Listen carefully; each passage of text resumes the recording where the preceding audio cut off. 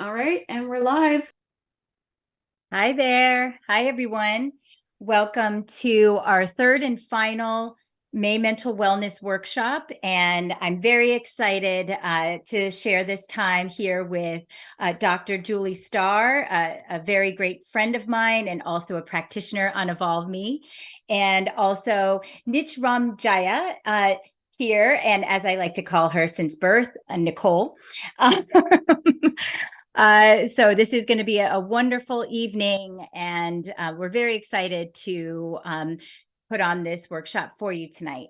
So I'm going to introduce our first practitioner here, Julie Starr, and Julie has a PhD in psychology and a master's in transpersonal psychology. And in 2004, she published one of the first psychology research studies on after death communication experiences and the positive role they take in the grieving process in Omega Journal of Death and Dying. Julie is also a former sheriff deputy. She used her credentials in psychology to establish her 15-year career in higher education. She is currently an adjunct instructor of psychology and a practicing psychic medium and spirit life mentor, specializing in helping those who are recovering from abusive relationships, heartbreak, and a variety of life challenges. Julie utilizes her psychology and mediumship abilities in combination with her knowledge of psychology and research-based strategies from the field of positive psychology to help others enhance subjective well-being and life satisfaction. Ooh, I'm glad I got through that. So much. And also today, Julie is going to be discussing the differences between flourishing and languishing and research-based interventions to improve subjective well-being. So thank you so much, Julie, for being here. And we're so excited to hear your piece tonight. I'm excited to be here as well. And I'm going to mention ahead of time, if the dogs bark, there are dogs here. I do rescue dogs. I apologize for that, but we'll just keep plugging through. So I'm going to start right out. Of course, I'm a teacher, so I have a little PowerPoint. But I will not kill you with the PowerPoint because this will be some discussion between Theon and myself and Kim and Sky. I don't want to mispronounce your name. So we're going to be talking about really what flourishing is, what languishing is, and then ways that we can improve and enhance our flourishing, because that's what we all want, right? Is to be happy, to have subjective well-being. So since it is mental health awareness, okay, I'm going to share my screen. Since it is mental health awareness, this seemed like a very good topic to talk about. So I've got it. I'm sharing, and can you all see my screen? Yes. Yes. Great. Okay. So these are personal interventions to improve flourishing. This does not involve having to go to a therapist. These are things that people can do themselves to enhance their own well-being. So let me just start off really, really quick. So I got to tell you where this all comes from. I just didn't pull these things out of the air. Positive psychology is my favorite subfield in psychology. I love teaching about positive psychology. The father of positive psychology is Martin Seligman. He, in 1998, was the president of the APA. He put out a challenge to psychologists everywhere to make a more balanced psychology. So what do I mean by that? What I mean is that psychology, and you can think about, when you think about psychology, any of you, Theon, Sky, Kim, what comes to mind? What are we studying in psychology? Definitely the study of like the structure and the like, the mechanics of the mind. Very good. We're studying the mechanics of the mind. And traditionally, we study the mind, mental processes, and we study behavior. And traditionally, this has been about a disease model. It's about what's wrong with us, what's wrong with the brain, what is creating distress. We're learning about mental illnesses and then how to manage them, how to make people's quality of life better. But what's been lacking is a strengths model. And the strengths model is what's right about us. What is complete mental health? So if we don't have devastating psychological problems or illness, we don't have mental illness, we just live our lives, right? But we may not necessarily have well-being. So how do we capitalize on a strengths model to create a sense of well-being and to understand well-being? So that's what positive psychology does. It just brings balance to the field. So the strengths model, what's right? What is life above zero? So you can think about it this way. This thermometer is your life. Neutral would be the absence of mental illness, but we're just living in neutral. There's the sense of well-being and happiness and flourishing is not there. Now, traditional psychology studies and concerns itself with what's below neutral. Positive psychology is studying and working with what's above neutral. Does this make sense to you guys? Yes, absolutely. Okay, so here's two terms. There's more terms to describe our mental health, but two that I wanted to talk about tonight is flourishing and languishing. Flourishing is really what we're after when we say we want to live a life that's worth living, when we want to have a life of happiness and fulfillment. So this is high well-being and low mental illness. Now, languishing, on the other hand, is what so many of us, experience from time to time. Now, this can be a very cyclical process. Sometimes we're flourishing, sometimes we're languishing. Languishing would be, well, there really isn't mental illness, but well-being is low. Like life is missing something. Can you all relate to this? Okay, I'm going to take that as a yes. So people, maybe you guys can unmute and just talk to me.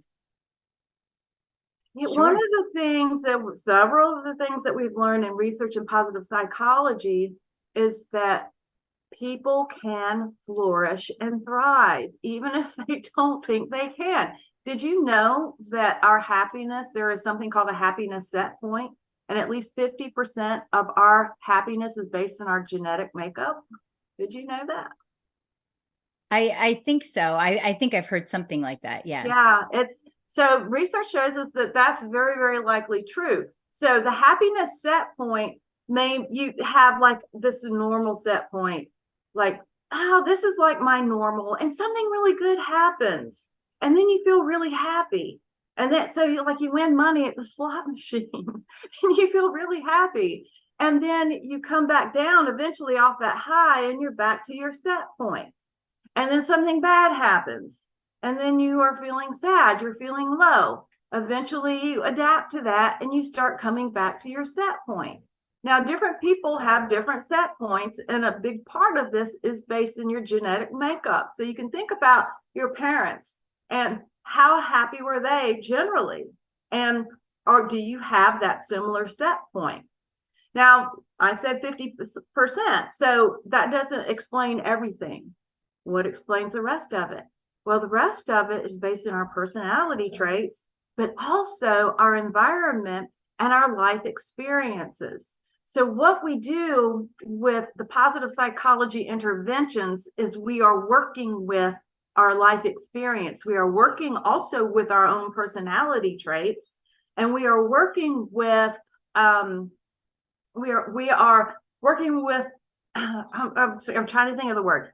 we're working with our environment, we're creating situations for ourselves to help boost our happiness, and it is possible to even start increasing that happiness set point across time. Okay, so what we find, most of us do, we adjust pretty well to all those ups and downs that you see on that PowerPoint. We also try to be good people. We live with integrity, we live with honesty, and most of us are more often drawn by our future and the potentials that lie in our future than staying stuck in the past. And most of us have incredible resiliency. We have incredible perseverance and fortitude. We are strong. Okay. So when bad things happen, it doesn't mean that we're going to be stuck in sadness and stuck in unhappiness, because we do have a tendency as human beings to bounce back. We're strong people. Okay, so here, let me just share with you very quickly some interventions, some things you can do. And believe you me, lately, I have been using these. So whenever I'm down, I say, okay, let me go to my toolkit here and see how I can turn that little sad face into one that's a little bit happier, okay, and improve the mood. So have you ever woken up with a bad mood? Oh, yeah. Ladies. Yeah, and does it stick with you for a while? Okay, yep. So here's a few interventions for you. This is based on research. So Seligman, this is a little bit old, but it's valid, and the research continues. In 2005, he tracked people's behavior for 6 months, and he compared the effectiveness of 5 different interventions that were designed to increase subjective well-being. And he found that 2 of them in particular had an lasting impact. And this is what they are. Okay. So went backwards, went forwards. You guys have heard about keeping a gratitude journal, right? Oh, absolutely. And how healing gratitude is. This shows up over and over and over again as really having an impact on your subjective well-being. Now, he put a different twist on it, which I like, because we can certainly say, oh, I am so grateful for my family. I am so grateful for yoga. I am grateful for my spouse. I am grateful for my career. And these are very broad-based, and these are things you could just say every day. But what Seligman did is say, okay, at the end of the day, write down 3 good things that went well. And this has to be specific, and it can be the little things, or it can be the big things, and then what caused it. Okay. So someone here, tell me something that has gone well for you today. Ooh, I got one. Me. That I'm having this time with my 2 friends, and that was a really great thing. Yeah, we are having this live. This is a really good thing. It's going well so far. Knock on wood. It's going well so far. Now, what is the cause of that, Theon? What is the cause of that? Ooh, this beautiful community that we've built together. Okay, this beautiful community that and I'm going to let you go a little bit deeper than that. Sure. What is it about you that has caused it? What can you say about yourself? What can you highlight about yourself? That I enjoy bringing people together, and especially ones that, give me, reason to smile. You enjoy that. And I'm going to add some for you, okay? Because you don't want to toot your own horn. It's important to toot your own horn when you're doing things like this privately with yourself, okay? To recognize Theon has more grit than I think anyone I have ever met. And when I say grit, this is a strength. This is perseverance, okay? This is also, this is perseverance. She just doesn't fall down. She just keeps going. As challenging as it can be, it doesn't whip her, okay? She has grit to bring this community together. She also has love. She has love in her heart. She is a loving person. She is a kind person. She is creative, and she is smart. Okay. So these are the causes. Do you see how all of this brings it together? She has a way, an ability of building community, that is in line with her own values. Okay. Now, I love that. It would probably be hard for her to just sit there and think about herself like that. But what I'm saying is that's what you need to do. Write these things down. Why did this happen? Why did this? So instead of going into negative Nelly, we're going into truth, and we're going into reality. Do you think you can do this 3 times a day? Oh, yes, I'd love it. 3 things and do this. Okay. If you just do that one intervention, do it every single day for a week and notice, how's my mood? How am I feeling? Right? Okay. Here's another one. I could keep on talking about that one, but let me go to the next one. This is another one. Complete the VIA survey of character strengths. Okay. I have a link here, www.viacharacter.org. Do it. This is a research-based assessment. It has high reliability and validity. This will assess you based on what you say, what your top 5 character strengths are now. And if you do this across time, it'll be interesting to you to see how they change. So I'll give you an example. I could just probably spout off Theon's, because I know her so well, what I think her top strengths are going to be. Mine, for example, are hope, spirituality, fairness, perseverance, and courage. Courage. So when you find out what your strengths are, use them consciously, and find new ways that you can use them. This was very powerful. And this is one I make all of my students in positive psychology and human strengths class do. They have to know their strengths, and then they have to come up with ways that they can use them. So for example, let's say one of your strengths are kindness. And I know Theon's would come up with love and kindness. Simply consciously doing an act of kindness every day would be an example of that. There's so many things that you could do. Gratitude. You've never kept a gratitude. Gratitude is strength. You've never kept a gratitude journal. Start keeping the gratitude journal. See what happens. There's another strength that's called appreciation of beauty. Appreciation of beauty. Say you've never been to a planetarium. It's been years since I've been to one. This could be something you do conscious and new. Go to a planetarium and look at the stars and be in awe. Okay, so I can keep going on with that one too. So that's the one. Here's another one that you can do. And there's a lot more. These are just a little handful. Wiseman did a study called the Science of Happiness Project. And this is what he found. These are 4 interventions that he found with his research group that increase happiness. Here's gratitude again. Express gratitude. I love this one. Smile more. And I bet you all have heard this. Do you have a pencil?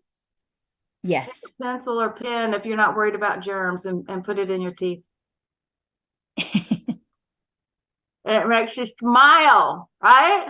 And now I'm laughing.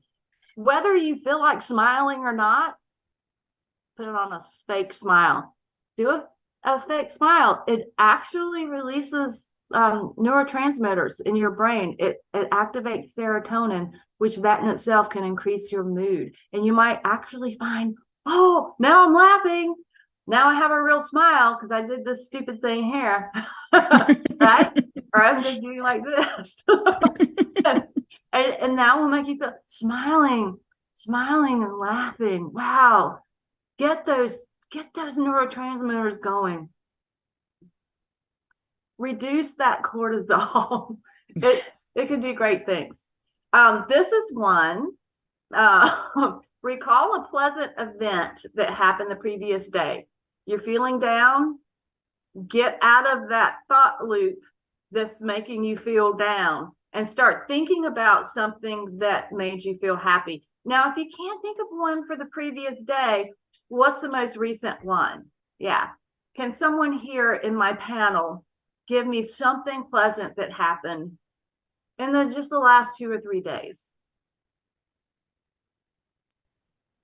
I went paddleboarding and there was nobody around. It was just me in the water. So that was something that I'm going to carry with me the rest of the week. Wonderful. Whenever you start feeling a little down, because it happens, we have our ups and downs, take yourself back to being in the water and just stay with it. Yeah. Savor that memory and see what it does for you. Because we all have gone back into memories that when we were angry or we felt insulted by someone or felt wronged by someone. And you know how you can start going into anger and a rage out of the rabbit hole that you just go down and it's hard to get back out. So exactly. Let's reverse that. Take control over what you're thinking about. Let's go into a different kind of memory and see where that takes you. And then there's your perform an act of kindness. Whether kindness is your strength or not, do something nice for someone. Oh my God, do something nice for an animal. Like go outside. I know Theon just bought a bird feeder. Go outside and feed the birds, or do something for your pet, or go across the street. Take some vegetables from your garden to the neighbor. Oh my God, you are limited only by your imagination in terms of what kind thing you can do for someone. And doing the kind things for the people that are close to you. These are the people sometimes we can neglect and forget about, and take for granted.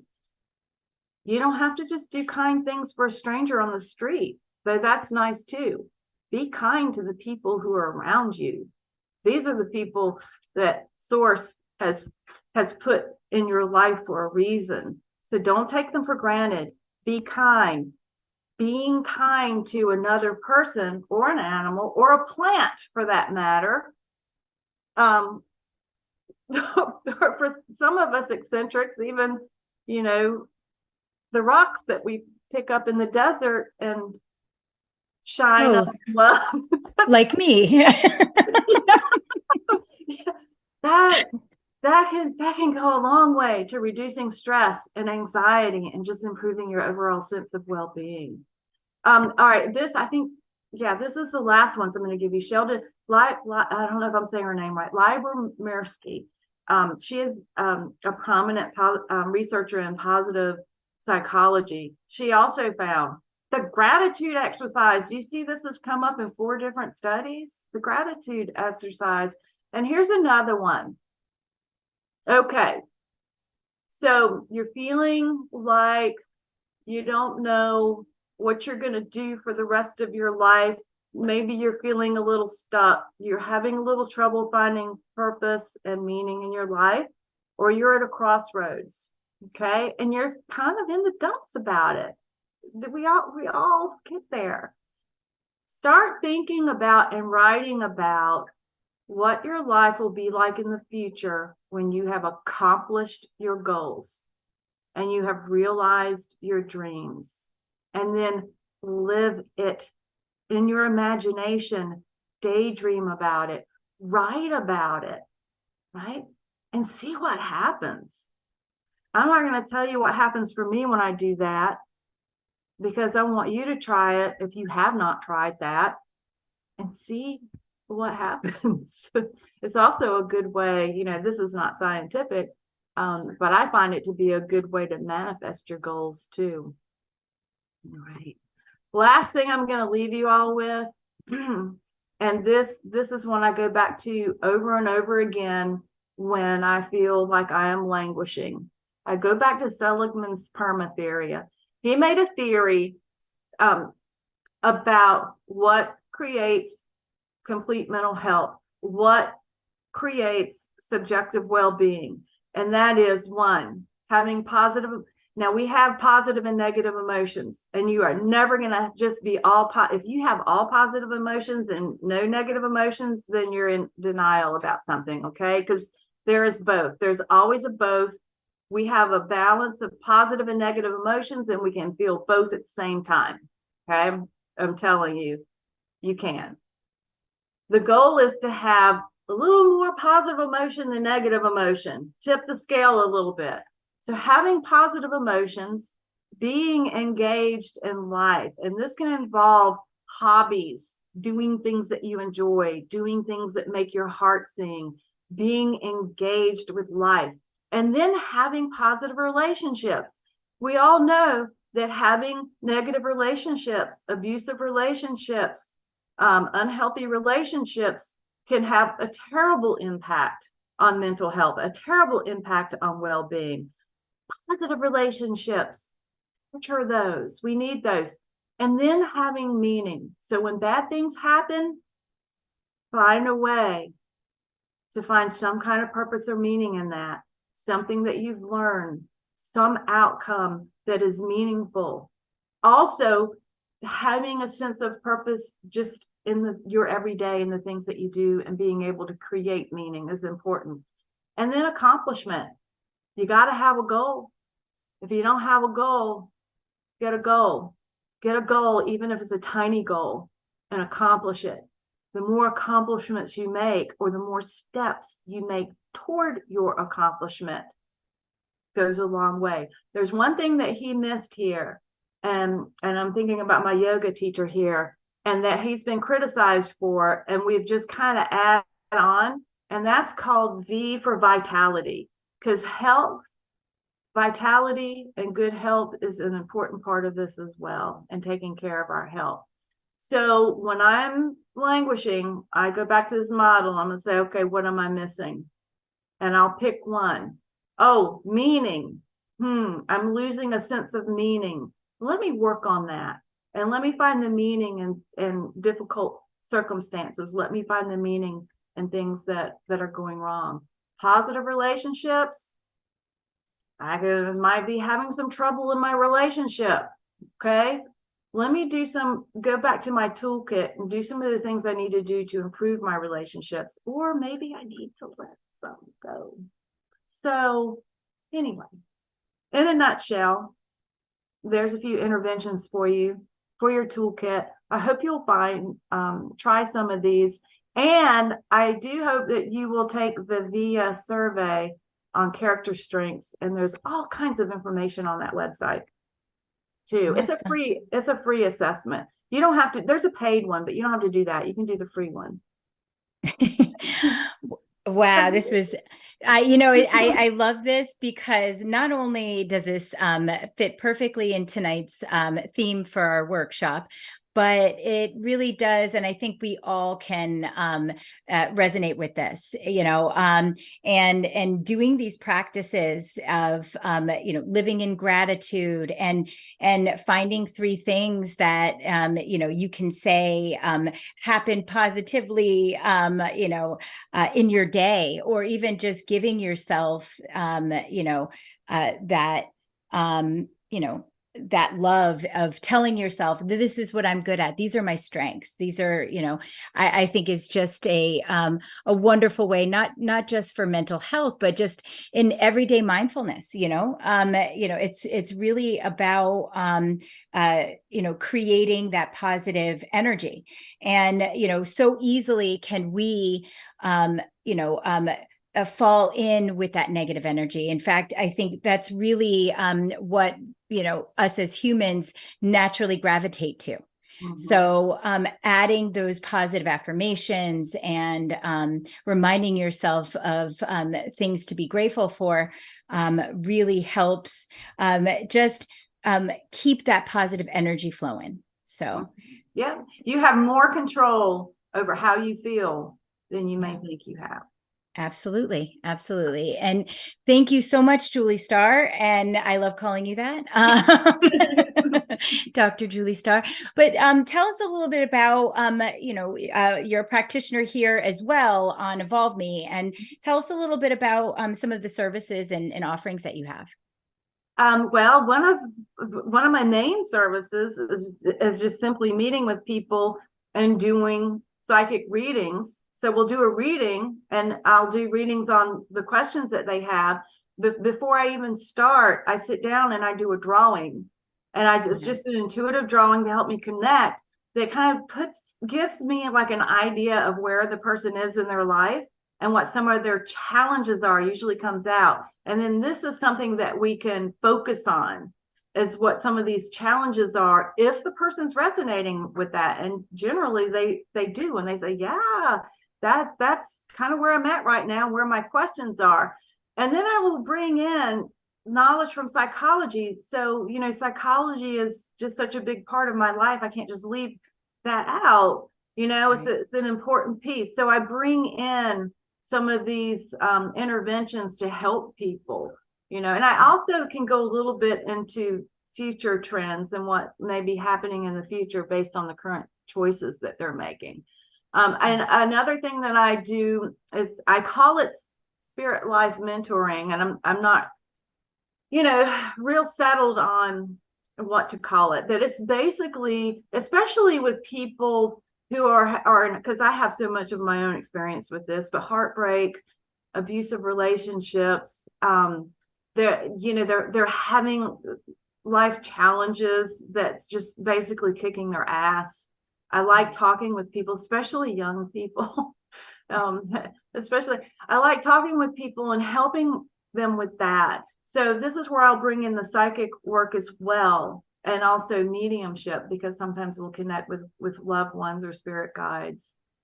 So there's some. I also, help people with paranormal and their own intuitive development, because no one should be dependent on a psychic. And I am not a therapist. Yes. I'm not a therapist. Yeah. Okay. I'm a psychology professor. I'm not a therapist. No one should be dependent on a mentor, a coach, a psychic, a therapist. There are tools that you can learn and that you can implement into your own life to help yourself. Right? Absolutely. Yeah. And any intuitive, and any intuitive would, that feels, in that way, will tell you, we're all intuitive, and our job as instructors and teachers are to, bring that out in our clients. Right. Right. And we all have an innate wisdom. The spark in our own mind, the spark in your own soul, and you can make your own decisions, and you can see ahead for yourself. Sometimes you just need a little help, and that's what we're here for, to empower you and to help you. But it's all up to you. Yep, absolutely. And I will say I've had many readings and counseling sessions with Julie. And I will tell you, she is my go-to. And so if you are looking for an amazing, do it all, and especially her drawings, oh my gosh. She did this amazing drawing. It was actually sort of like a tarot card for the reading, and it just laid out everything. It was, I actually have it hanging up in my wall. So definitely check out Julie's services on EvolvMe. Again, that's Dr. Julie Starr, and you can definitely find her on EvolvMe.com. So thank you so much, Julie. Thank you. Thank you. That was fun. You. I know. It's always great. Now. Bye-bye. And wonderful. So, this is a wonderful, intro into our next guest. She's not necessarily a guest. She's also a practitioner on EvolvMe, and it's Nita Ramjaya, or as I love to call her since birth, Nicole, my sister. But she, I've gotten a chance to do many classes with Nicole. And so I'm going to tell you a little bit about her story.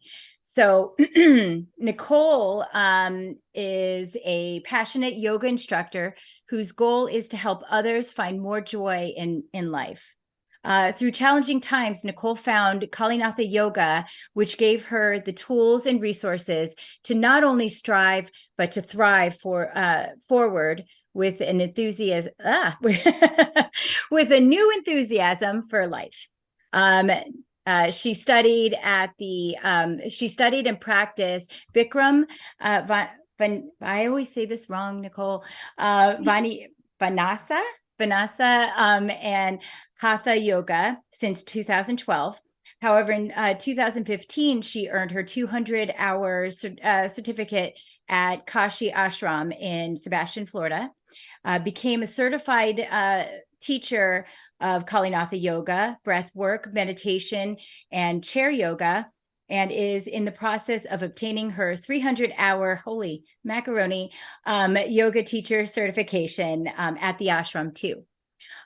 So tonight, she will be doing a Kundalini tantric yoga session.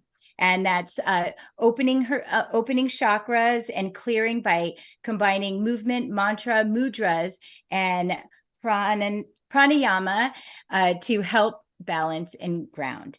So I have a lot to learn from you, Nicole, especially the words. Thank you. I need to share, especially after Dr. Julie Starr presented. That was amazing. I have to say that. I know, now you're going to say it. Because if you just, from that, it's the same thing as I was saying. It's like, am I going to thrive or I'm not going to thrive? Or am I going to flourish or am I not? So how do we do that? And one way would be yoga, is connecting to your inner being, connecting to your breath, just giving yourself that moment in time for nothing else, but just to listen to yourself. How long we just, throughout the day, how much do we listen to ourselves, or we're just listening to the outside world? So I just love it because it really brings you back to center when you practice. Thank you. Thank you. Is it the time? Yes. I'll have to unmute. Okay. I had the pleasure of doing this yesterday, and I feel awesome after it. This asana is called Fire Dance of the Chakras. Like Theon said, it's Kalinatha Yoga. It's a type of yoga, like Hatha, like Vinyasa, and Bikram. This is Kalinatha. We combine movement, meditation, mantra, and breath work to open up the body with the breath, so we can expand. And once you open up those spaces that are tight, you feel more relaxed and you're able to receive. So let's try to connect to our breath. First, we'll find a nice comfortable position on our mat. Might need a block.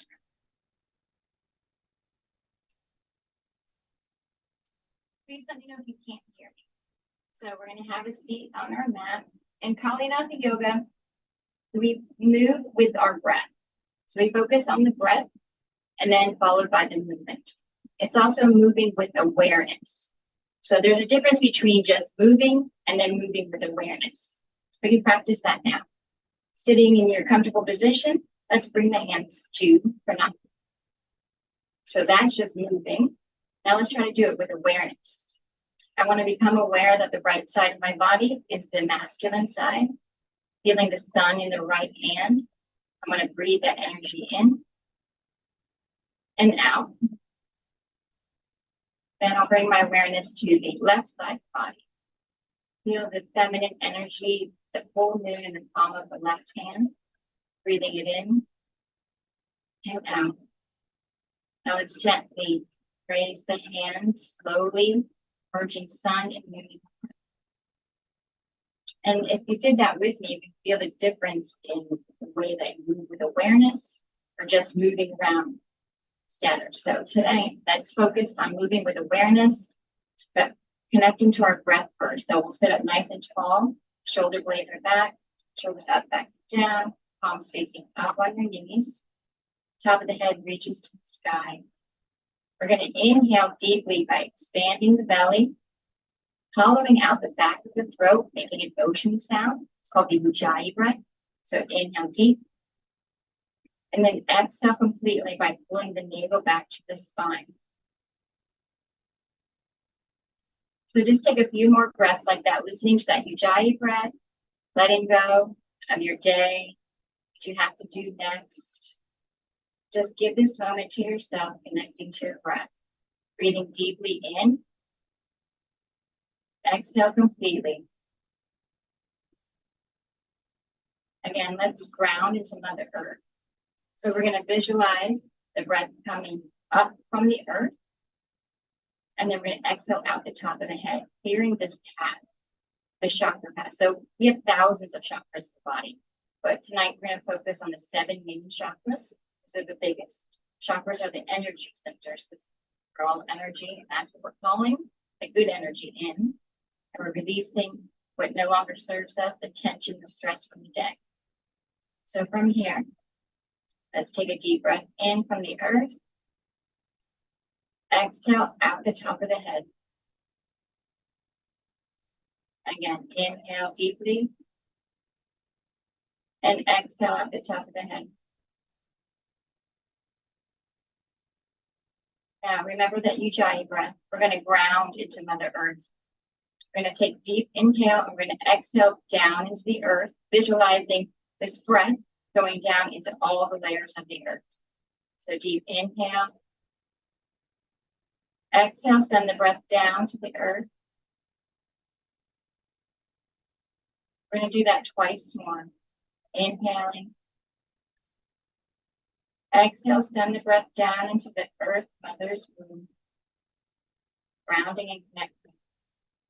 Last one, deep inhale. And exhale. So now let's just get the shoulders up, back, and down. So we're going to be working with all 7 chakras. So right now we're working on loosening up the heart chakra. So we'll visualize the color green for the heart as we roll our shoulders up, back, and down, expanding the heart and opening. And when you exhale, try to release what no longer serves you. So let's reverse the roll. Inhale up, forward, and down. We want our shoulder blades to glide. These are guarding our heart. So we try to make our shoulder blades glide. Let's do one more. And let's shake out the hands a little bit, releasing any tension that we pulled onto. And gently, let's twist over to the moon side. Take a breath in and out. Gently moving our hands over to the right side. Stand nice and tall, breathing in from the earth. Exhale out the top of the head. Now let's come back to center. We're just going to do some body circles. So our hands are on our knees, holding on. We're going to lead over the left leg and circle the body around. Your sits bones are still connected to Mother Earth. Hips stay on the mat. Remember your Ujjayi breath.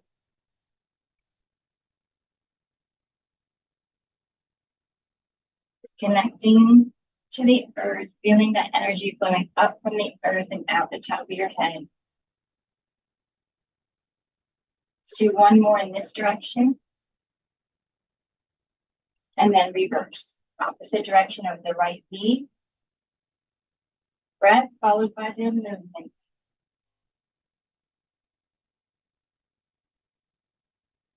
Let's do one more this way. And we're going to end bowing forward. Inhale, leading with the heart and the chin, arch up, rolling the shoulder blades up, back, and down. We're going to bring our shoulders to, we call this trident. Fingers are together. We're, again, working on the throat and the heart. We're going to inhale to the moon, exhale to the sun.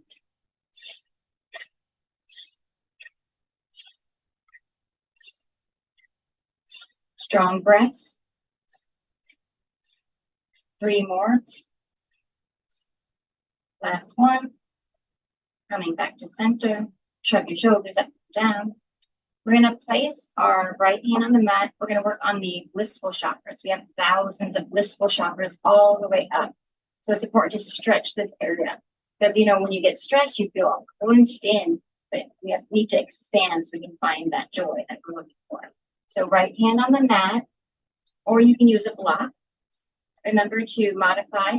So we reach the left arm up, reaching up from the hip all the way through this way, up, and exhale, folding over to the right side, really stretching the left side of the body, the moon side.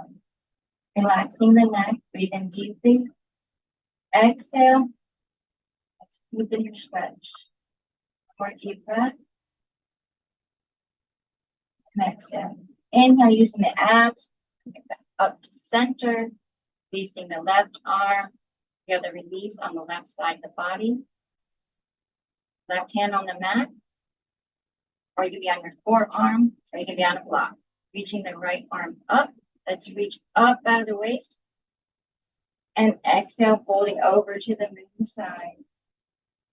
Sun over to the moon. So breathing in and out. Really visualize that breath opening up the body.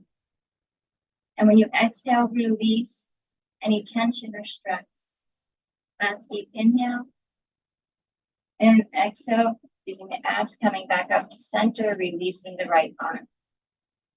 So let's take our legs and come into wide angle pose. Feet are flexed, toes to your nose. From here, we're going to take our left arm and place it next to our left leg. You can use a block as well, reaching the right arm up. We're still working this side of the right side. Bringing the right hand to meet the left. Looking up over your shoulder if you can on the right side. The legs are strong and engaged. The upper body is soft. Deep breaths.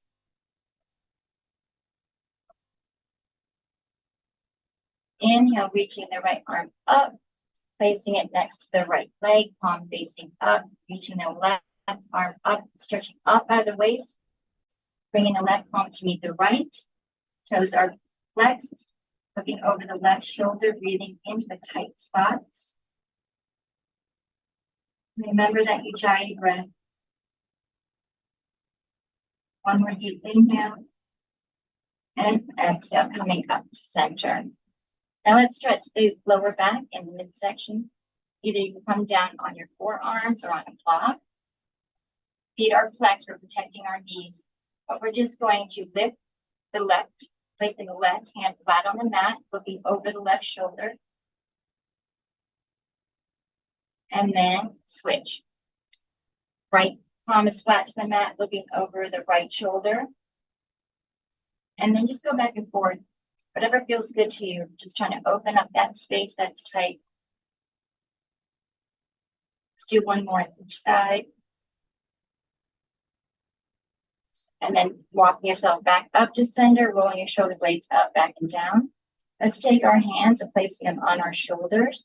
Holding onto our shoulders, we're going to roll our elbows up, down, and around.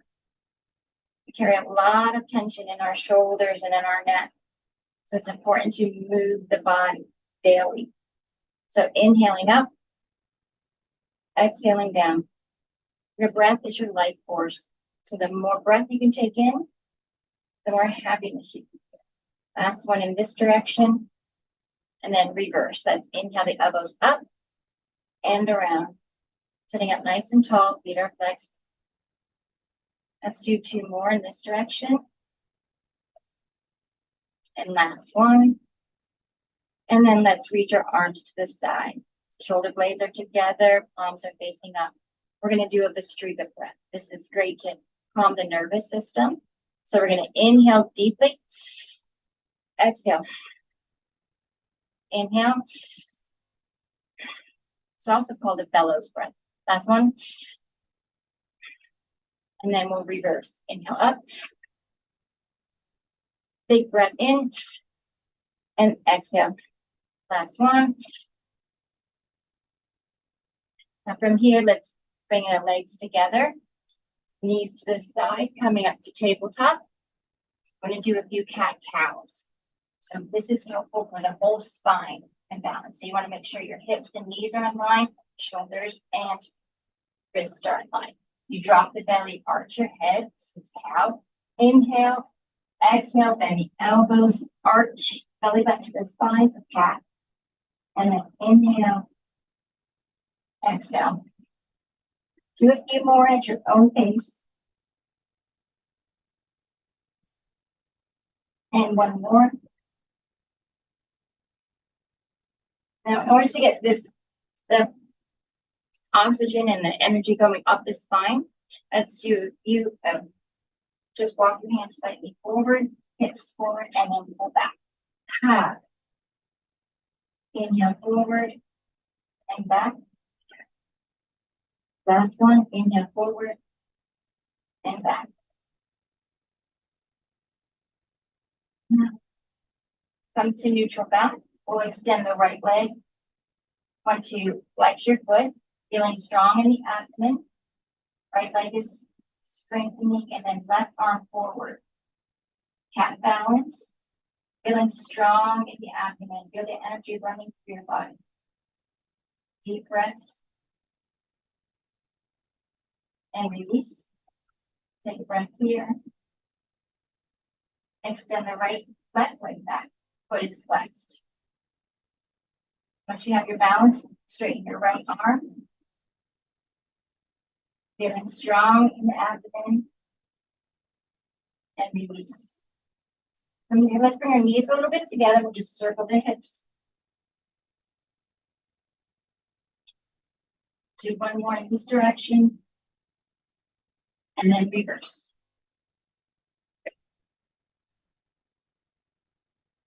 And last one, coming back to center. Let's walk the hands back to our knees. Straighten the legs. Slight bend in the knees. And we're just going to place your hands on your knees.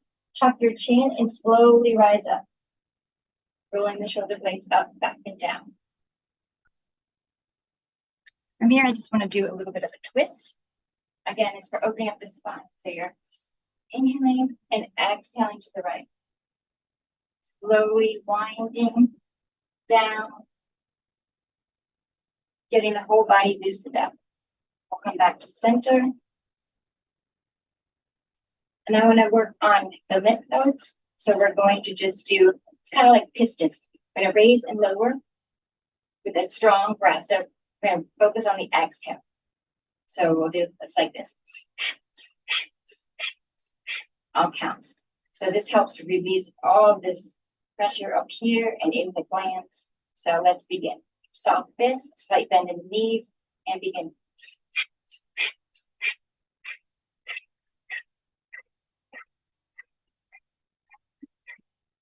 3 more. Hold. You squeeze, squeeze, squeeze. And release.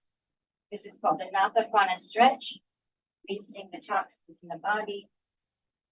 From here, let's just come on down to bring our arms up. I'm going to swan dive back down. Before we start our asana, I wanted to just go over a few things that we're going to be doing. So obviously we're working on the chakras and we're trying to open and expand them for balance. And then, so we'll be doing a couple of breaths. The first thing we'll do is worship of the chakras. We'll be coming to a lunge. We'll be doing it on both sides, the right side and the left. So the first one will be on the right. Our hands will be on our hips. We're going to visualize up the chakras. We're going to expand them. So we'll start at the root chakra. We're going to rock forward and back. We'll move our toes a little bit forward, and then we'll go to the sacral, all the way to the top of the head. We'll end up in this position, and then we'll do it on the left side. So that's worship of the chakras. And then we'll be doing something called a rising flame. We'll be kneeling, and then pranam. We'll bring our hands up. We'll bow. Toes will be up. We'll do a slight push-up. We'll do it 3 times. It's a dance. So we're kind of connecting to our chakras and our energy and expanding them. So we'll do the rising flame and then the chakra dance breath. Chakra dance breath is We'll have our hands behind our head, interlace the fingers. We'll take a deep breath in, hold the breath for a count of 7 as we bow forward. And then we'll slowly rise up. We'll exhale like we're exhaling through a straw, slowly. So that's called a chakra dance breath. It's getting that energy flowing. And then something called sway with the wind. We'll do it on both sides. So this will be doing, we'll sway with the wind on the left side. It looks like this. We'll visualize the wind lifting our arms up and swaying over to the right. Again, it's like a dance, a puja or a prayer to ourselves. And so we'll just do that back and forth. And that's sway with the wind. And cradle of Hanuman. This is, our feet will be flat for cradle of Hanuman. We'll lean back. We'll be like we're rocking a baby. So we're engaging the abs and upper body, just rocking back and forth. So I think that's pretty much what I wanted to show you before we started. So let's begin in standing. We'll curl the toes, come to standing. Oh, we'll also be doing a chant, but I'll walk you through that. So from here, let's find our mountain pose, feeling all 4 corners of the feet connected to Mother Earth, maybe lifting the toes, holding onto the earth, standing up nice and tall. Feel that center line, top of the head reaching to the sky. Heart is open. Feel strong, that energy of the mount as we circle our hands to front up. We're going to reach our arms up. Palms are going to circle behind us. Cup our hands. The back side is the moon side. We're going to visualize the rays of the moon, cupping them in our hands. Catch the rays of the moon in the palms of your hands as you sit up nice and tall. Sternum is lifted. Breathing. We're going to do this 3 times. So inhale, bring that essence up and bow forward, bringing the essence of the moon to Mother Earth. Take a few breaths here. Strong legs, soft upper body. Focusing on that Ujjayi breath. From here, I want you to gather the essence of the earth. Slight bend in the knees, pranam to the heart. Tuck your chin as you slowly rise up. Bringing that arms up, back, and around. So that first position as you catch the rays of the moon. We have a full moon coming up. Feel those rays in your hands. Bringing that essence up. Arch and bow. Hands to Mother Earth. Take a breath here. Gathering that essence of the earth to your heart. Tuck your chin. Slowly rising up. Let's do that one more time. Up, back, and around. Fingertips are up. Chest is open. Tuck the tailbone. Visualizing the rays of the moon. Last breath. Inhale, reaching up. And let's bow forward. Bringing that essence to the earth. Gathering that essence, bend the knees, slowly rising up. We'll step the right foot forward, left knee down into lunge. Hands are on the hips, fingertips facing back. We'll do our worship of the chakras. The first chakra is your root chakra at the base of the spine. Visualize the color red, rocking forward and back. Second chakra, visualize the orange color, rocking forward and back. Third chakra, solar plex, yellow, rocking forward and back. Heart chakra, green. Throat, blue. Third eye, purple. And top of the head, white. Placing the hands on the mat, Sliding the left foot forward. Left foot is inside the right thigh. Sitting up nice and tall in staff pose. Right foot is flexed. Reach both arms up. Reaching up out of the waist as you fold forward. Holding on to where your hands lie. Deep breaths. Inhale, arch up, leading with the heart. Bringing the left foot to meet the right. Sitting up nice and tall. Reach the arms forward, feet are flexed. Feel your fingertips being pulled as you pull back on your abdomen. It's a push-pull as we come into the great stretch. Arms up overhead. You can point or flex your feet. Stretch the left side and then the right.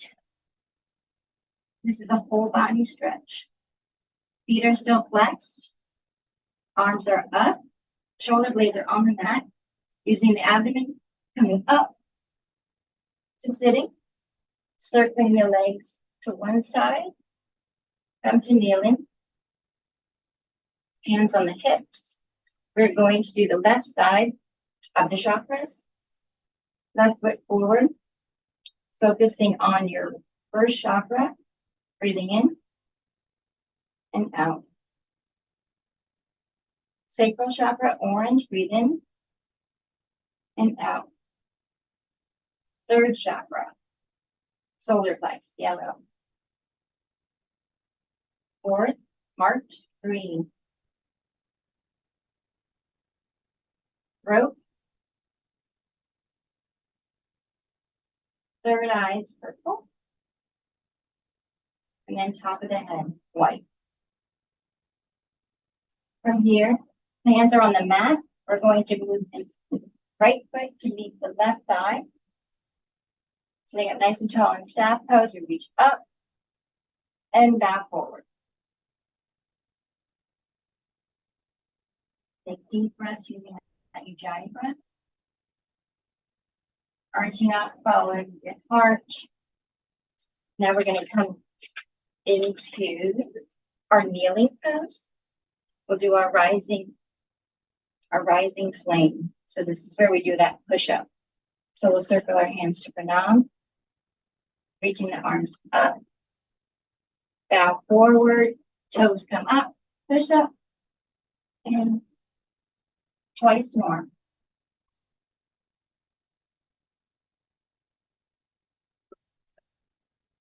And then coming up, let's sit into hero pose. Sitting up nice and tall. If hero pose doesn't work, you can sit in between thunderbolt. But here we're just going to circle Mother Earth, both directions. So back to the hands to the earth as you circle up and around. Feel that your lower body is engaged. Your upper body is soft. It's a practice to learn what to engage and what to soften. Now we'll reverse that, palms facing up, inhaling, exhaling. Twice more, inhaling and exhaling. Last one.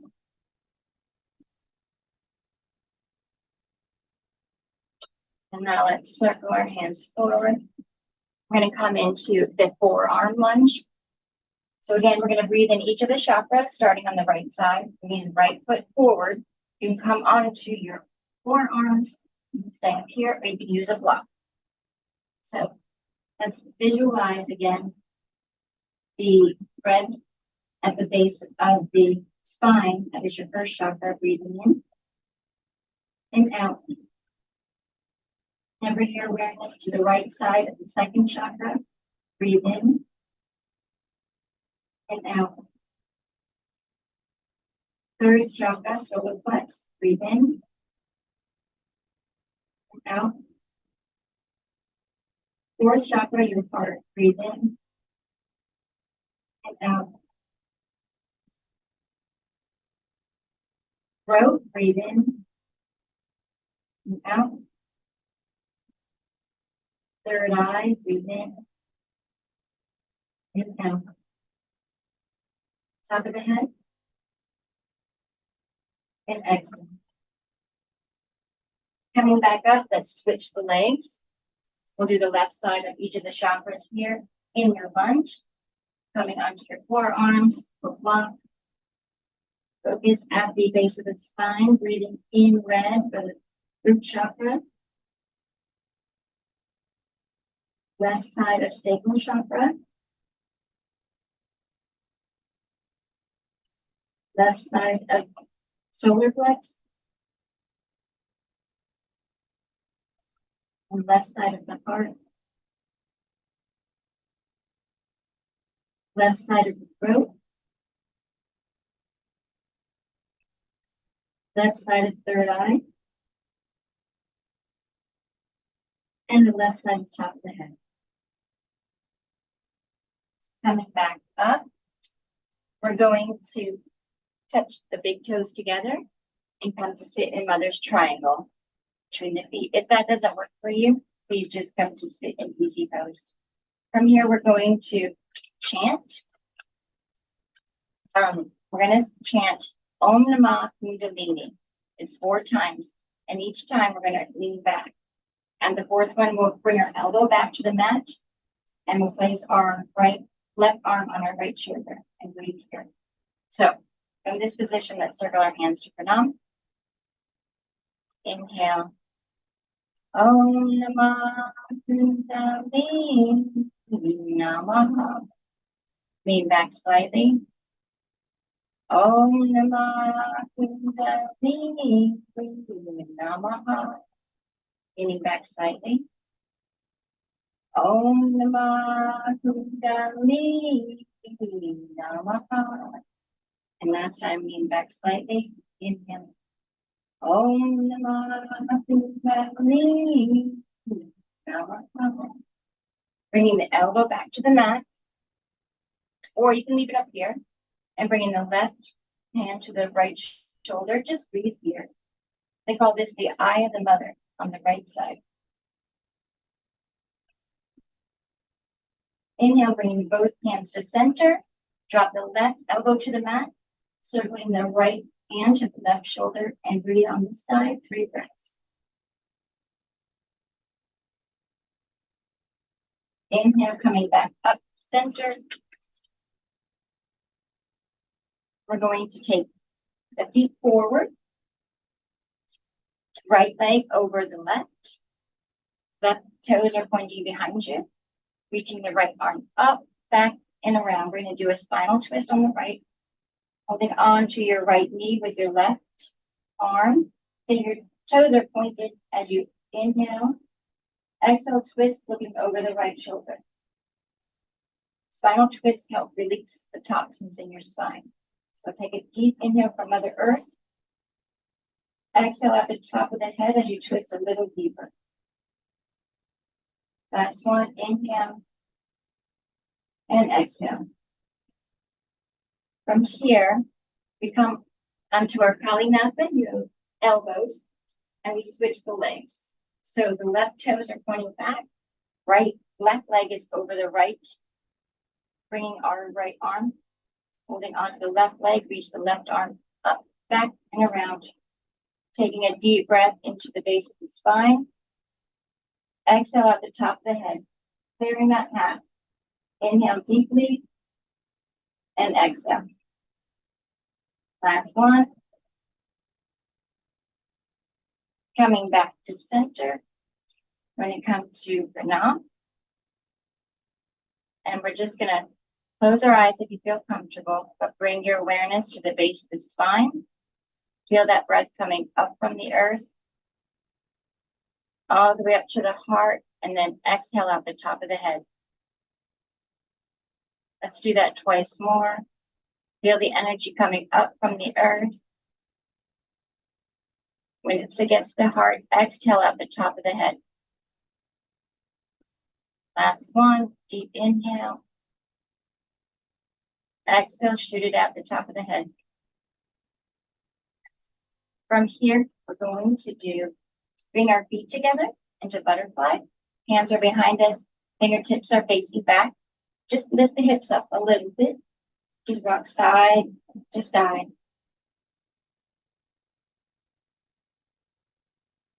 Coming back to center. If easy pose is more comfortable, please come to easy pose. Hands on the knees. We're going to open up the throat and the third eye, top of the head chakras. We'll drop our chin to the chest. This also helps with the other ones too. Do some neck rolls. Take a breath here, just relaxing your neck, breathing into the space of the medulla. Now let's inhale, bringing our chin over to the right. We're going to visualize drawing a circle with our chin on the wall in front of us as we exhale down. Let's do that twice more in this direction. Inhaling up, really reaching and stretching, exhaling down. Last one.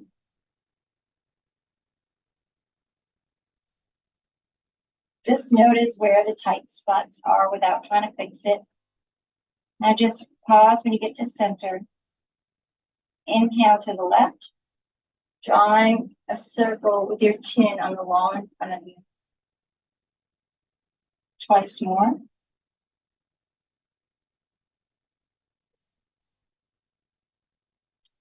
This is said to release past karmas too. Next circles. Last one. Head lifts to center. And now this is where we're going to do our chakra dance breath. We're going to do it 3 times. So we circle our hands behind the head, interlace the fingers, resting our head and our thumbs on the medulla, that space that sometimes we get headaches, tension builds up. We release the tension by pressing the medulla. So shoulder blades are together. You're going to inhale very deeply, expanding the belly. Hold the breath as you bow forward. Om 1, Om 2, Om 3, Om 4, 5, Om 6, Om 7. Slowly arching up. Exhale through a straw slowly.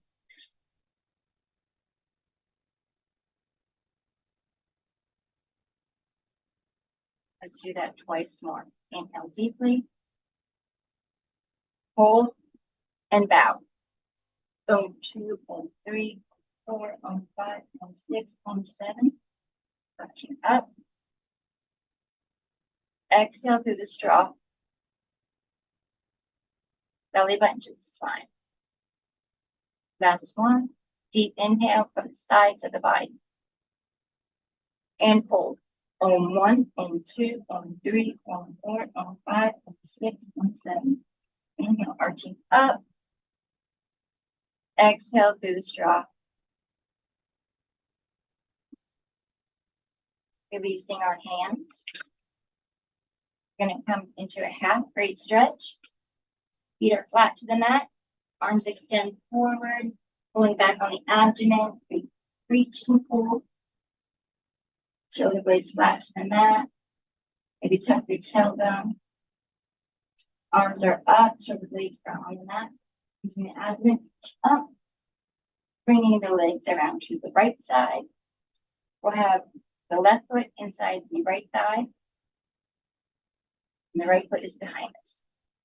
We're going to do swaying with the wind from here. So right hand on left knee, reaching the left arm up and around.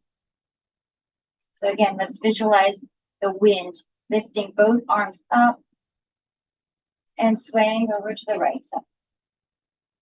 And reaching up with that breath. And exhale to the moon side. Reaching up and over to the right. Last one, inhaling up and over to the left. Come back into a half great stretch. Both feet are flat to the mat, knees are bent. Reach your arms forward and slowly going down using the abs. Take a breath here. Arms up. Moving up. Bringing the legs to the right side.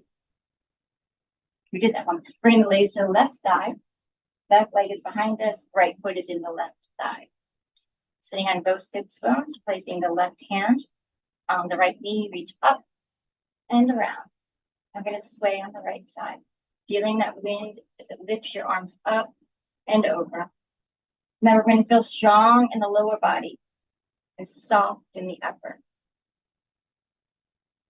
It teaches us how to do this in real life. by being strong, but also soft. And last one, bring it over. Now we'll cradle Hanuman. Feet are flat to the mat. Hands to the right, like you're cradling a baby. Just slightly leaning back and just moving your arms from side to side. Really thinking about your sun side and how you care for your sun side. Inhale, coming up, feet together into butterfly. We'll arch and bow, leading with the heart. Inhale, arching up. Bringing the feet flat to the mat. We're going to cradle Hanuman on the left side. Knees to the right, the baby on the left. And just leaning slightly back, cradling Hanuman. How do we nurture our moon side, our feminine side? Coming back to center, feet together, holding on, arch and bow. Inhale, arching up. Now we're going to do this wonderful bridge pose. So there's always a bridge between the heavens and the earth, and we are that bridge. We can be if we want to be. So from here, we're going to extend the left leg out and slightly over to the right side. The right foot is flat, right hand is behind us, fingertips are facing the back wall. We're going to reach the left arm across and up for the bridge between heaven and earth. And then coming back down into Hanuman's pause puja for butterfly again. Holding onto the feet, sitting up nice and tall. We arch up and we bow. Inhale, coming up. We'll do the bridge on the left side. So we're going to straighten the right leg. Toes are slightly towards the left side of the mat. Left arm is up and back, fingertips facing the back wall. Right arm sweeps around and comes into bridge.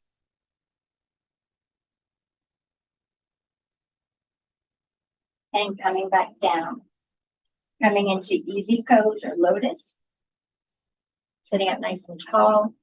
Come to Om Mudra, thumb and pointer on your knees, facing up. If you feel comfortable, please close your eyes. We're going to breathe again through all the chakras, and then we'll shoot them up and out the top of the head. So let's bring our awareness to the root chakra at the base of the spine, breathing in and out. Sacral chakra, breathe in and out. Third chakra, solar plex, breathe in and out. Heart, breathe in and out. Throat. Third eye. Top of the head. Now again, let's breathe in from the base of the spine. Exhale out the top of the head.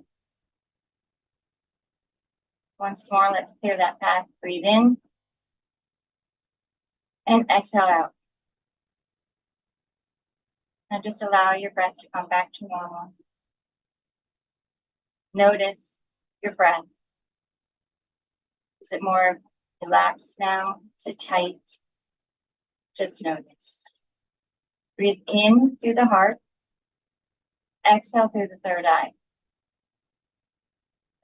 Breathe in from the third eye. Exhale through your heart. Last time, breathe in from your heart. Exhale through the third eye. One last time, let's visualize the sun in the right palm and the moon in the left.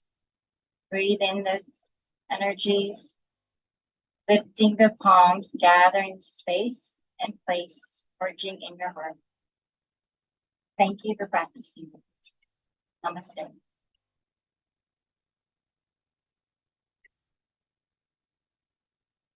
That was awesome. I tried to do all of the practices, and I almost hit myself with my microphone, but With the bridge pose. no, when I was going forward, I was like, "Oop." I loved it. Oh my gosh. How did you all like it, Julie and Kim, who's also a yoga instructor? How did you all like it? I need more of that in my life. I know. It was amazing. Right? I love that incorporate. So I've done yoga. I love that incorporation with the chakras. Yes, and I also love the vibration of the mantras and the mudras, and it's just because we're getting our whole body into that vibration, because we're all vibrating, and we want to pull from the moon and the stars. We don't want to pull from the illusion of life. You want to. I love that part too, and the breath work. Oh, it's amazing. Yeah, I love to share it. Like, I'm tired all day, and you're like, by the end of the day, do you really want to do it? But I know how it makes me feel now. I mean, used to have to pull me to do it, but now I'm like, this is the only thing that makes it me happy. Like I found that place where I can connect to myself, and that's what everyone needs. This is just my way of doing it. Beautiful. I know. I loved it. And, she was practicing it with me the other day, and I was so tired, and it really kind of just, got me into this different headspace. So, and she's, I say dragged, but she's always taken me to her ashram. And, I used to go reluctantly, and I really do love doing yoga, and I always forget to do it. When you get busy and you forget to move. But and it's funny because Kim recently did on one of our other May mental wellness workshops, did the chair yoga or the desktop yoga, and I was like, oh my gosh, that's right. I actually feel like my body's flowing, and that really helps so much. Yeah, absolutely. Thank you. And Nicole, will you let everybody know just where, some of your services and where they can find you? EvolvMe, yes. But I am on the EvolvMe app, and I also teach at the ashram. I'm teaching there in June. But I also could do one-on-one and live classes, and I'll have some videos of classes up. So as much as possible, and some breath work and meditations. So I think that's important, just to set the space.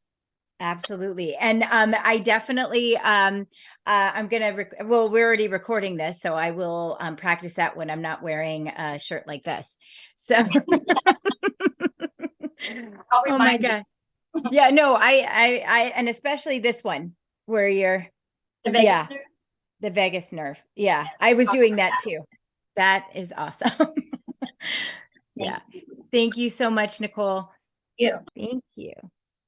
And wonderful. So that was a huge treat. Got me moving and flowing. And now I'm going to close tonight with a journey. So now that Nicole's got you moving, I'm going to get you right into that light trance state. And get, now that you're connected with your chakras, I think this is a perfect time to do a nice journey with you. And I'll tell you a little bit about myself if you don't know yet.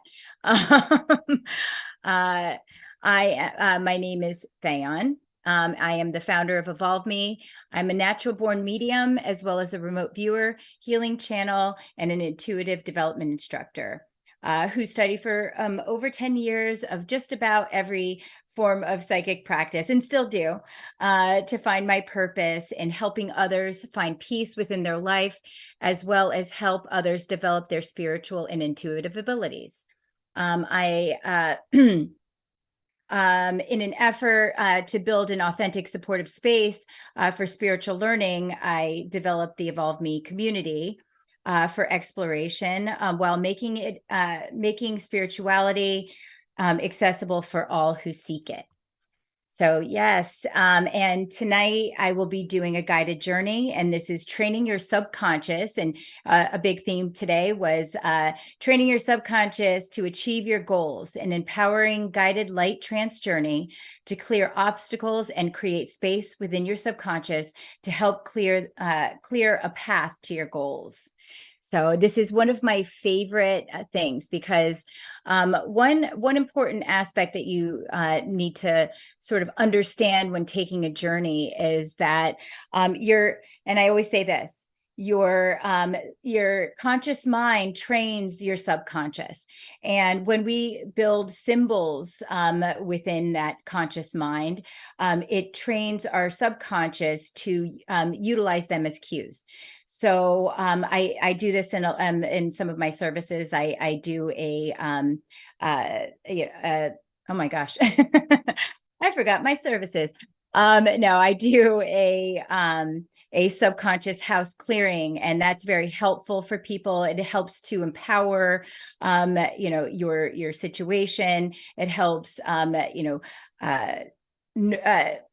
it helps you to clarify certain traumas in your life, but also to be able to empower yourself and help to heal and clear some of those obstacles within your path. So I definitely want you all to really get into this, and once you've built these symbols within your subconscious mind, you can always go back and and nurture it. I always have this funny story where I first did this practice, and I was trained to do it to yourself. So you're going through this journey.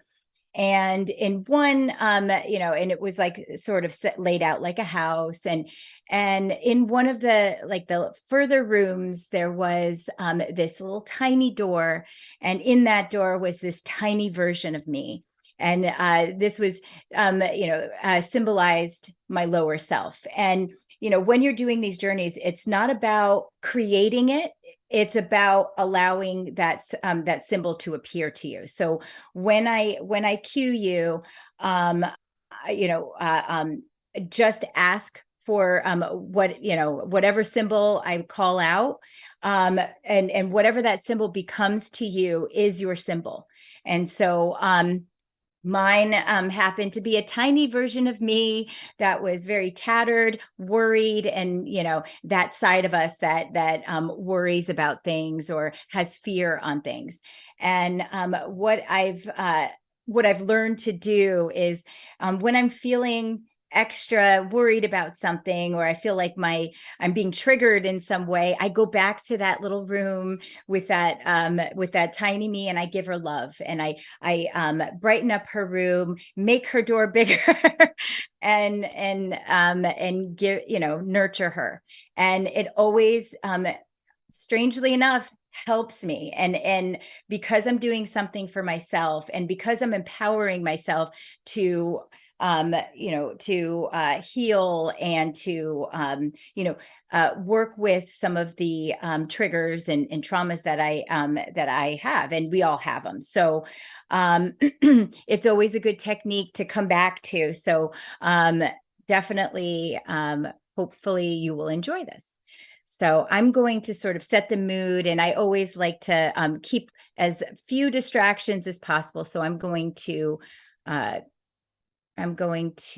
turn off my video, and then I'm going to also put in some nice music. And this music tonight, this meditation music, is actually from our own Chakra, who is also a practitioner on EvolvMe, who kindly offered her meditation music. So I know this will be a real treat for everyone as well. And thank you, Chakra. I know you're not here tonight, but thank you. Awesome. Okay. Hopefully that's not too loud. And Sky, you can let me know if it's loud,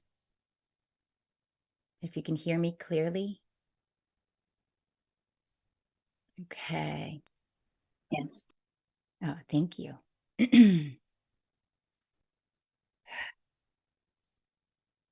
Okay, so get into a comfortable position with your feet flat on the ground. And once you relax, just start by taking a deep breath in for 4 seconds. 4, 3, 2, 1, and hold for 3, 2, 1, and then release for 4, 3, 2, 1. And continue this way and focus on your breath and imagine that every breath in that you are taking a purifying breath in of energy, and every breath out is releasing any unserving energy.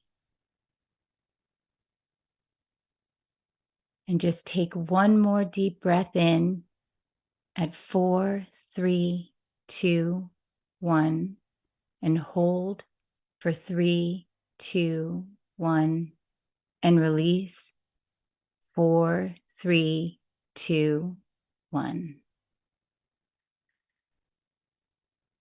And now just relax your breath and turn your attention to your inner vibration. And with every breath out, start to let out a gentle hum. No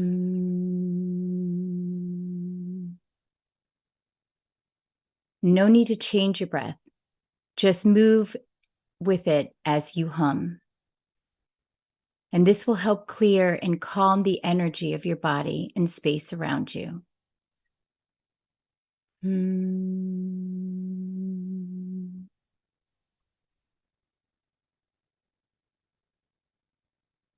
now move your attention to your first chakra, which is at the base of your spine, and start to build a grounding cord from the core of your first chakra. And just watch as that cord moves down into the earth, passing each layer of dirt and gravel until it roots itself into the center of the earth. And this will keep your body grounded, as well as a way to release any unserving energy within your space. And your grounding cord can look any way it wants. Just allow it to form and to root itself deep within the earth.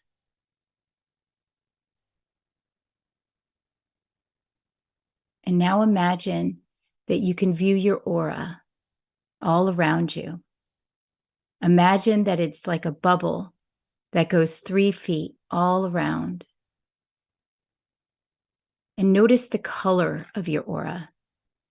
And check for anything within your space that should not be there. Any colors that feel off in some way, or energy that does not serve you, and begin to clear it out of your space. And you can use a vacuum. And just imagine a vacuum and move it through your body and space, clearing out any blocks or tension.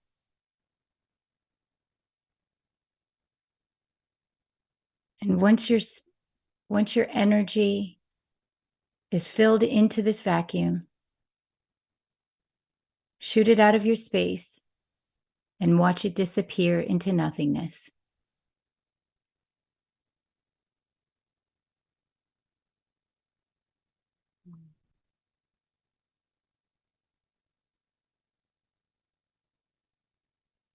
And once your space is clear, begin to call back your highest, most powerful energy, the most you energy. Call it back from your work, your daily responsibilities, or from others whom you focused your attention on throughout the day. Feel how your energy starts to fill into your space. And as it fills in, feel your vital life force get stronger and more focused.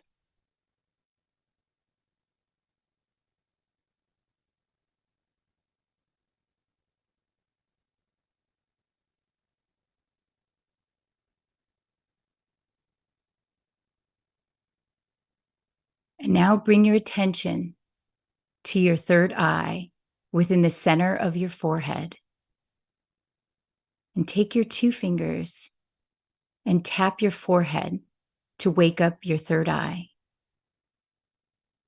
And as you tap, notice that you can view your fingertips within this view. Now that you are focused in your third eye, turn your attention to the center of your head, where you see a tunnel leading to your subconscious mind.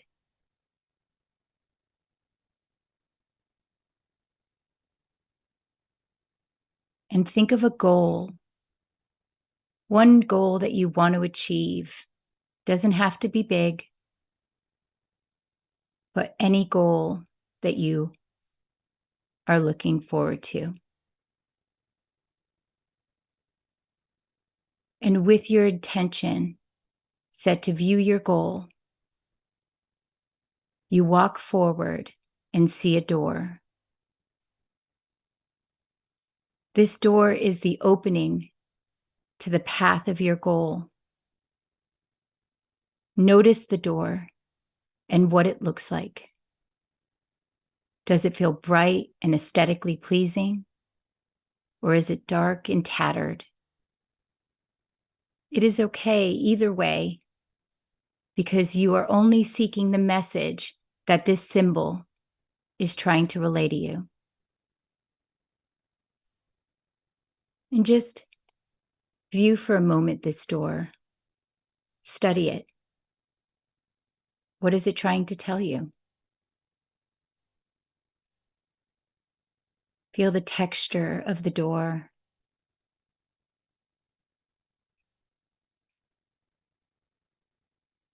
And once you understand the meaning,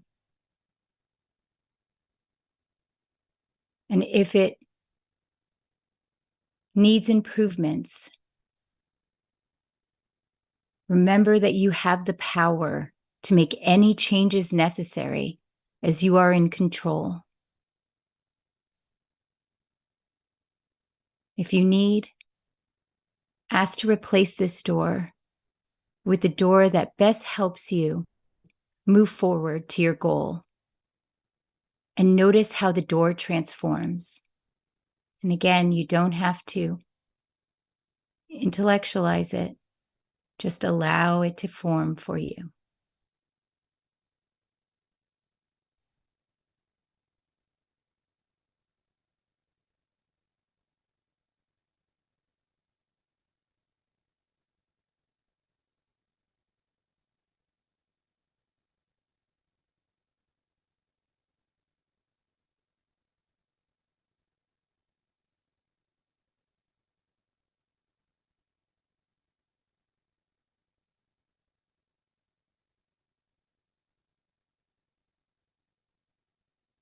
And now ask that door to open up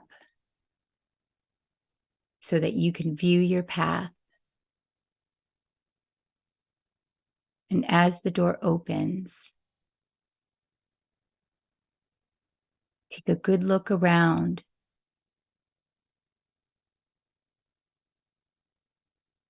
And at the end of this path, you can see your goal. And just view the path around you and how it's laid out.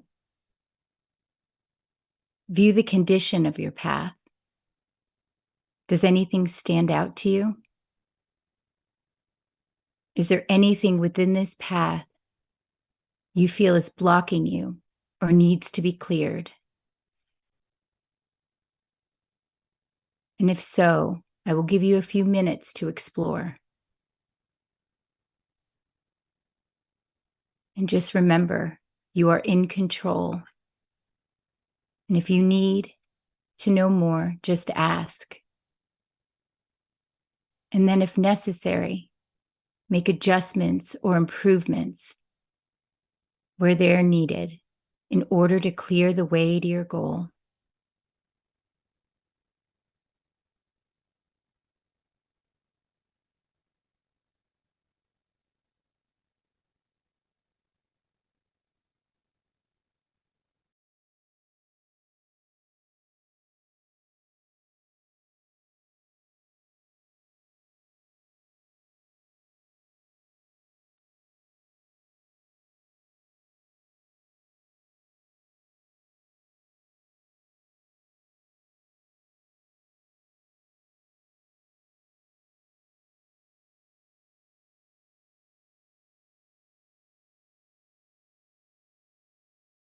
And just note the messages you receive in this process and any guidance that comes through.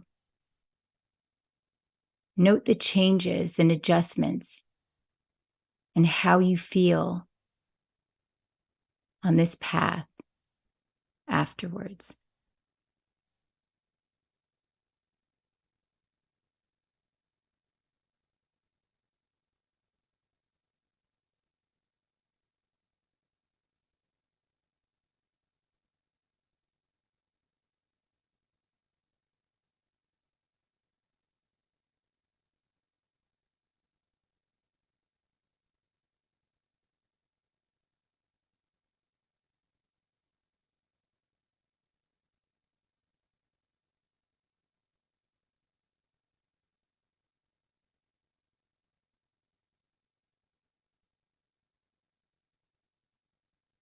And once you have cleared the path, start to move forward to your goal. And with every step forward, notice how you feel as you get closer and closer to your goal. And at any point you feel stuck or blocked in some way, you can call in your favorite color to wash away all obstacles in your path, and watch as the path in front of you opens up.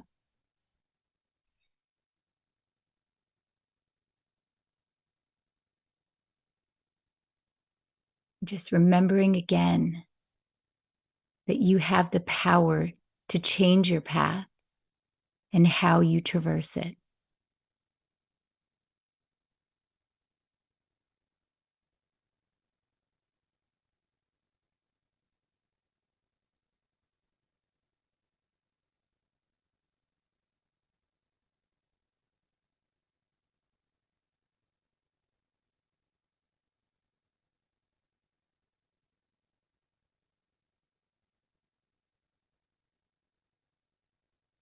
As you move forward and closer to your goal, just notice the feeling you get as you approach it. Notice how your energy changes, and that feeling.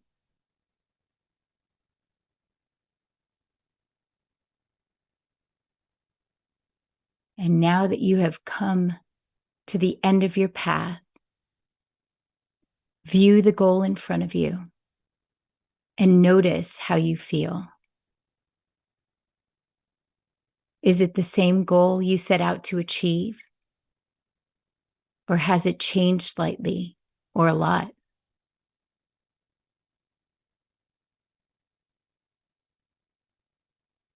And no matter what it looks like, explore it and look for any messages that you receive.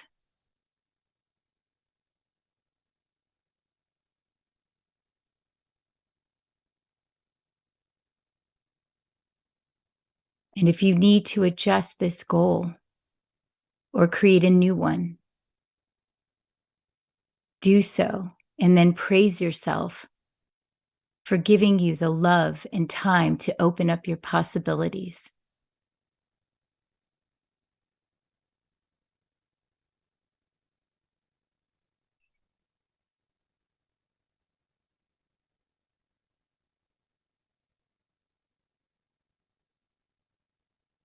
Or if having reached this goal empowers you,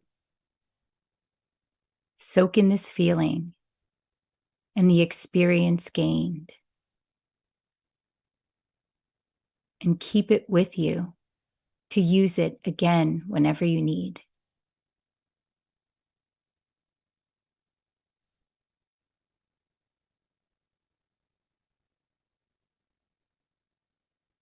Remembering that you always have the power and you are always in control.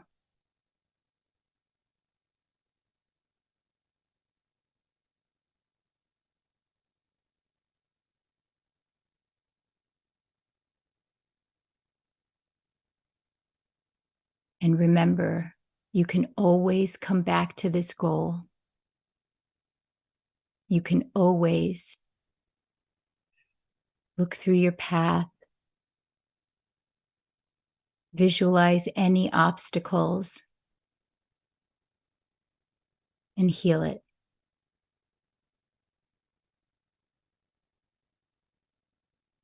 And now we have to say goodbye to our goal.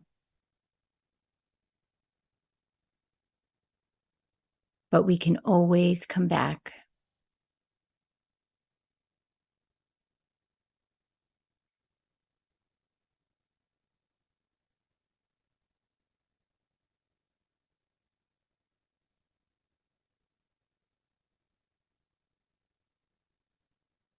And now become aware of your whole body, your whole self, sitting here in your room, emulating love and gratitude for the power that you hold. And thank your subconscious for the knowledge and insight into yourself. And start to gently wake up your body, wiggling your fingers and toes, your arms and legs. And take a deep breath in. And as you breathe out, slowly open your eyes.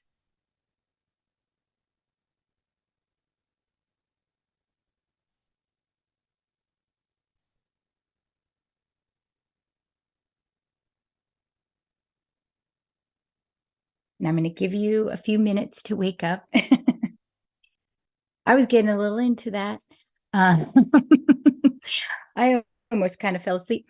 Yeah, that was excellent. Oh, thank you.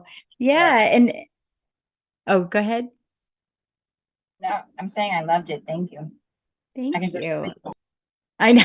This is why I left it for the end, so that everybody can have nice dreams and, and work on their goals. And, this is a really great way. And you're already connecting with your subconscious. Thanks, Kim. You're already connecting with your subconscious. So, I would love for you to write back and let me know how your dreams went. Because, that path you've created for yourself, whatever it looks like. For me, I visualize a yellow brick road, and depending on whatever I'm looking for, it could be a tattered road, it could be losing some bricks, it could, all of these things. And the important thing is that, again, you're in control. And now that you've created these symbols, you can build onto it. Find the obstructions within any goal, within any situation, by just visualizing this path and what that represents. Connecting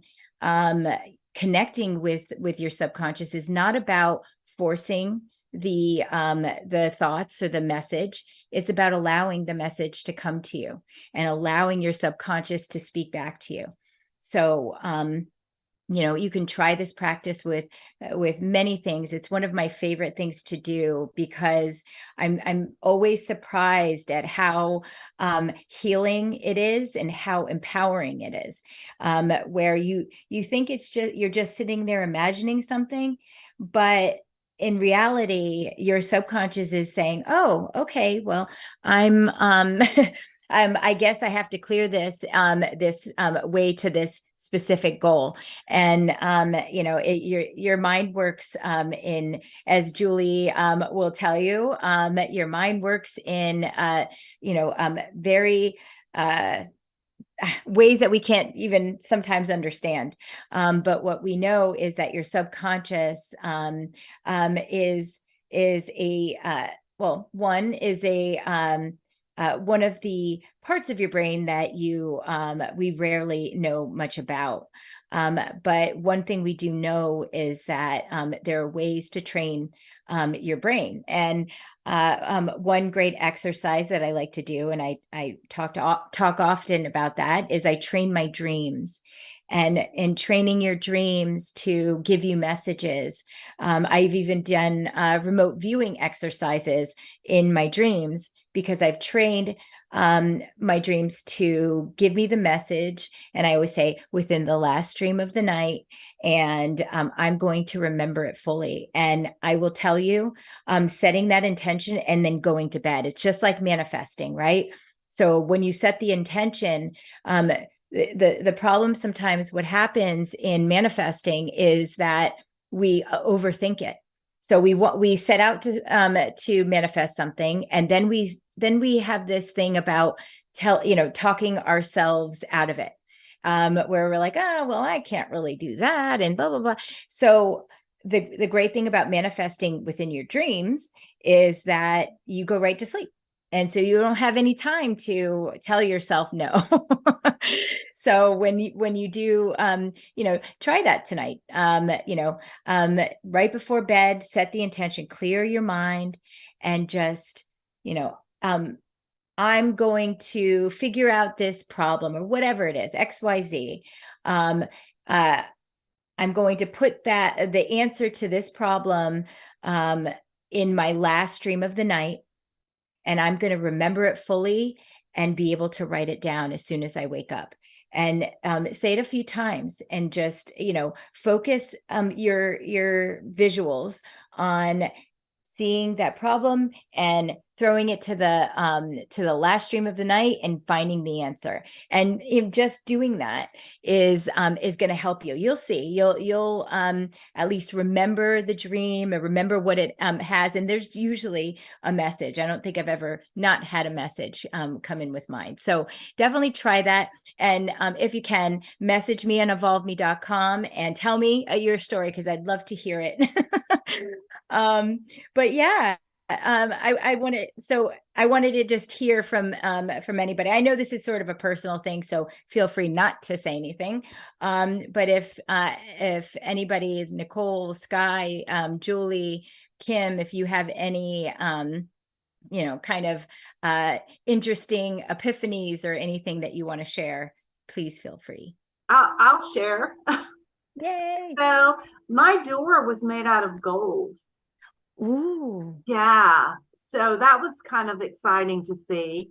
But when I went down the path, I noticed that there was some darkness on each side, and I shined a light in to see, okay, so this is what's hidden from me as I'm going towards my goal. And there was a little girl in the darkness, and she was afraid. I said, oh, fear is my obstacle. So I brought out my magic fairy wand. I love sprinkled it. I sprinkled her, with blessings, and told her she didn't have to be afraid, that, and actually she just, right before my eyes, grew up into a woman. Oh my God, I love that. Into a confident woman. So, okay, that's who I'll take with me on this journey to my goal. Oh my gosh, that is such a beautiful story. Ah, my gosh, and I love the fairy, the fairy one. That's a best. Like the fairy godmother. I'm like, yeah. I love that. And isn't it funny how I said I always see the yellow brick road? All right. I love it. Oh my gosh, what a beautiful visual. Yes, thank you so much for sharing, Julie. Sure. That was fun. Thank you. Anybody else have any interesting things pop up? All right. Well, I'm not going to put pressure on you, especially after you're already empowered. So I'm not going to. But anyway, so I hope that was helpful for everybody out there. I know that's helped me a great deal, and I'm happy to share. So yes, and you can find me also, obviously, on the EvolvMe.com site. I offer a myriad of services and workshops, and I know I have a workshop or class coming up June 3rd for intuitive development, and I do some mentoring and things like that. So definitely just check out my page on the EvolvMe.com site. And any one of these amazing practitioners that you've seen on EvolvMe's May Mental Wellness Month, or Evolving View, or any of our workshops that we're doing. Definitely an amazing community to be a part of. And the great thing about our community is we're not just a bunch of practitioners on a site. We're all very close, as you can see, and truly care for each other. So if the instructors and the practitioners are supporting each other, you can imagine how they're going to support you. So I'm very proud of this site, and I'm very proud of the people that have helped me build this. And, this has been an amazing journey, and I'm very thankful for Julie and Nicole and Sky and Kim to be here with me today on this last workshop that we're doing in May for May Mental Wellness. We do have in July, we have our July Summit that is going to be basically an open house of get to meet the practitioners. And it's going to be our full site launch. We have launched, but it was in beta. But now July 18th is going to be our full site launch, and get to know the practitioners. We're going a few days starting on our launch date, and it's gonna be all practitioners all the time. So until so it'll be quite a few workshops and things. So definitely check the site for more details on that. But again, I just want to thank all of you for being here. Thank you all at home and from all the social media sites. Thank you. And, thank you for being here for May Mental Wellness Month.